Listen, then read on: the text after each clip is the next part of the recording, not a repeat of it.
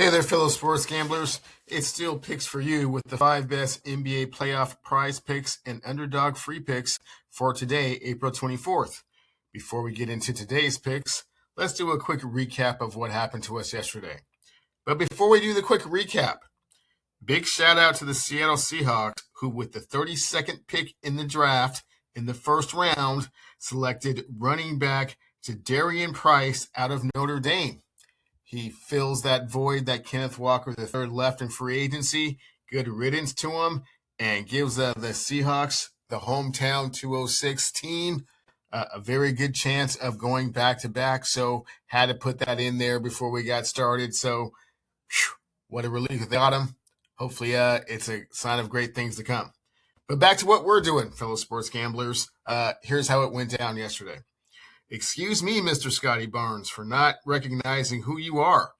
In a must-win game, you went for 33 points, 5 rebounds, and 11 assists, well above the 31.5 points, rebounds, and assists we said you'd go under.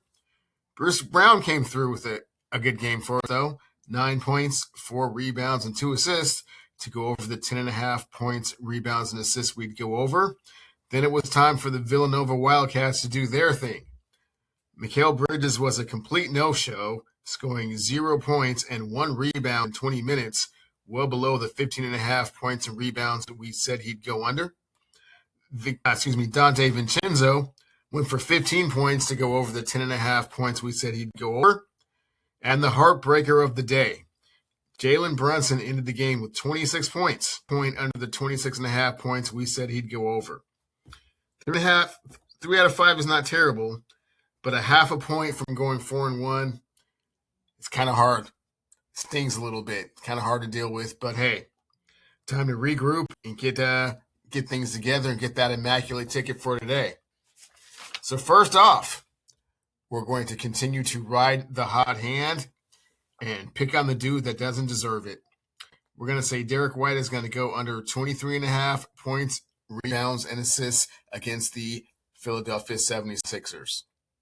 Now, for those of you that haven't been listening to the channel, you don't know I've been a little bit hard on Derek White over the last few weeks, but you also don't know it's been paying off. Fellow sports gamblers that have been listening and paying attention and putting their money where their mouth is with regards to Derek White have been cashing in quite nicely. As you can see in the last 5 games, of course, we don't count the regular season anymore. Now that we have the body of work of the playoffs, the last 2 games, we'll just say, he has been very much under that 23.5 points, rebounds, and assists. Game 1, only 10 points, 3 and 6. Game 2 wasn't even in double, again, only with the 2 rebounds. Not a very healthy game for him, either one of those 2 games. And as we can see, he hasn't really been playing that well. He's been okay with the minutes. First game, he was 32 minutes. Second game, he was 39 minutes. But as you can see, field goals made in the first game, 40% from the field, 4 for 10. And in the second game, 3 for 12, a mere 25%. That's absolutely horrible. And with regards to free throws made, has not been getting to the free throw line only once in game 1 and not at all in game 2. Rebound chances, not really getting a whole lot. An A in game 1, only 3 rebound opportunities in game 2. And as you can see, he has failed to exceed 23.5 points, rebounds, and assists in 4 of his last 5 games on the road. This is a very big game on the road in Philadelphia. And as you can see, both of those games he was able to go under. And his Boston fellow teammate also was able to go under. So the Philadelphia 76ers have been holding their opponents in the last 3 games under the projected points, rebounds, and assists. So I definitely like him to go under once again. I'm so sorry, Mr. White. It is nothing personal. It's just business. But you've been cashing in for us as of late, and I see no reason for you not to continue to be the cash cow that we need you to be. And as you can see, Prizepicks also likes him at a minus 119. And in that same vein, if we're going to say he's going to go under 23.5 points, rebounds, and assists, we got to think he's going to go under 18.5 points and assists as well. As you can see, last 5 games has not gone over that threshold. And in the 2 playoff games, when it counts, again, only 10 points and no rebounds in the first game. And then 8 points. 10 points, 6 assists in the first game. And then 8 points, 3 assists in the second game. So well under the 18.5 points and assists that we think that he will go under. So not really liking his chances. And again, the minutes haven't changed. They are the same, 32.7, 38.9. He's getting to the free throw line the same. 3 points made. He's taking a couple, but not really doing his thing out there. And I feel like it's going to definitely be a game where Jaylen Brown and Jason Tatum are going to have to come through. I don't really see Derek White being that big of a contributing factor. He hasn't been to this point in the playoffs so far. Really hasn't been since Jaylen Brown has come back from injury. And as we can see, Novig likes it as well, as they have him at minus 106. And one of the main reasons that Derek White is not going to be very productive is that the Philadelphia 76ers are going to be on adrenaline high, which is why I think that Tyrese Maxey is going to come through with over 13.5 first half points. As you can see, in 4 of his last 5 games, he's been able to do that. We, of course, are only talking about the playoffs. In Game 1, he had the 14. In Game 2, he had the 15. So nothing new there, nothing to write home about.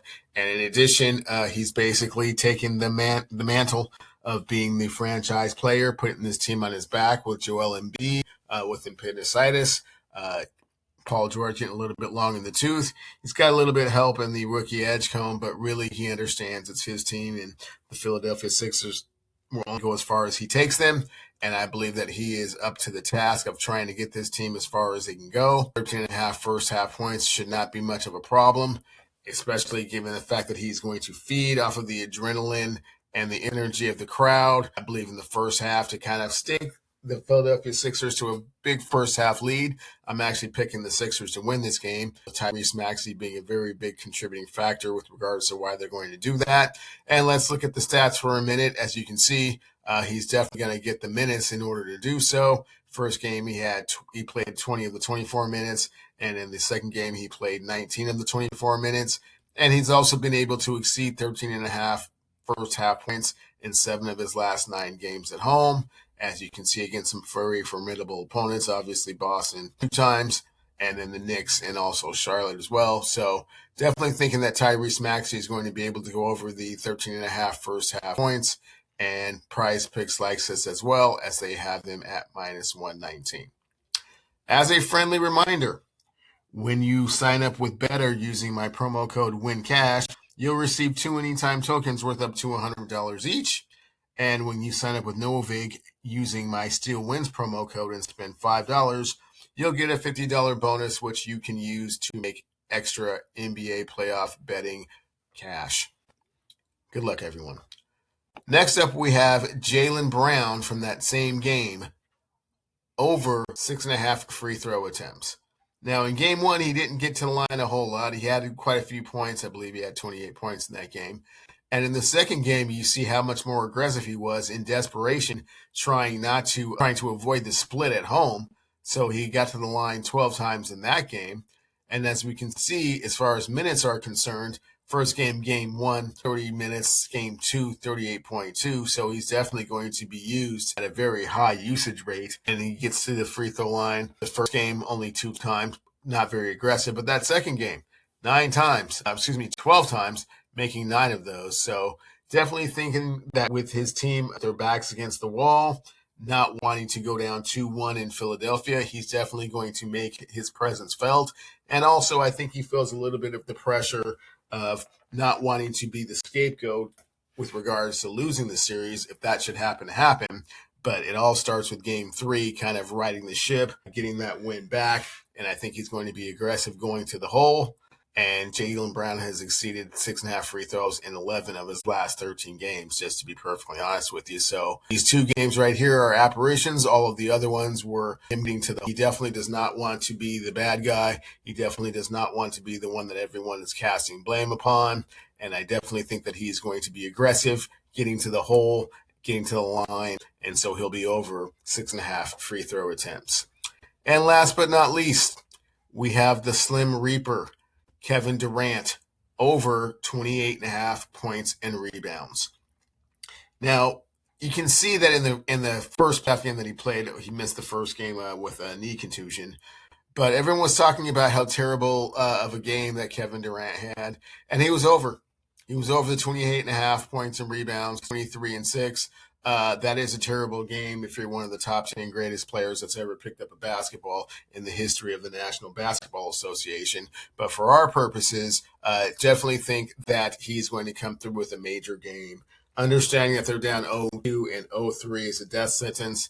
And as we all know, Kevin Durant's a little bit on the sensitive side and takes the criticism. It's going to make it a point to come out and establish his presence of authority and let everyone know just exactly who Slim Reaper, the Tarantula, is. He's going to come around. He's going to have a big game. I'm going to throw a number out there like 35 points just to throw it out there, but I think he's definitely going to be in that range somewhere within 28.5 points, and the rebounds shouldn't be a problem. And as we can see, as far as minutes played, he played 41 in the first game that he was back, got to the free throw line 10 times there, and had 10.5 rebound chances. So definitely liking Kevin Durant over the 28.5 points and rebounds. And as you can see, Prizepicks likes it as well at the -119. So to recap, we have Derek White under 23.5 points, rebounds, and assists. Derek White under 18.5 points and assists. Tyrese Maxey over 13.5 first half points. Jaylen Brown over 6.5 free throw attempts. And Kevin Durant over 28.5 points and rebounds. Those are the 5 picks I have for you today. Please be sure to like and subscribe to the Steel Picks for You channel. And good luck, everyone.